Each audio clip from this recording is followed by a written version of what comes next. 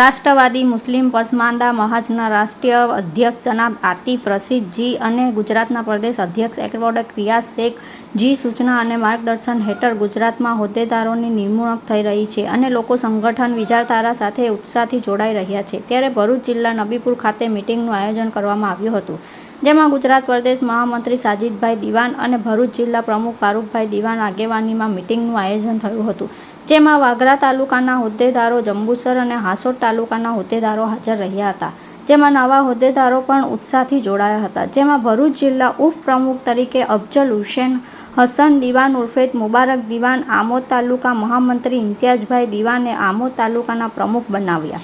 વાગરા તાલુકા મંત્રી તરીકે જાવીદ અબ્બાસ દિવાન, હાસોટ તાલુકા કારોબારી સભ્ય તરીકે ઇમરાન દિવાનની નિમણૂક કરવામાં આવી. સાથે પ્રદેશ મહામંત્રી અને જિલ્લા પ્રમુખની પ્રભારીની જાહેરાત થતાં વાગરા તાલુકા પ્રમુખ યાસીનભાઈ દિવાને સન્માનપત્રો આપી સન્માનિત કર્યા. સાથે જ જંબુસર તાલુકા પ્રમુખ અને જિલ્લા મહામંત્રી નજીરભાઈ, આમોદ તાલુકા પ્રમુખ ઇમ્તિયાઝભાઈ, હાસોટ તાલુકા પ્રમુખ ઈસુફભાઈ અને તમામ હોદ્દેદારોએ ફૂલહાર કરી શુભેચ્છાઓ પાઠવી હતી.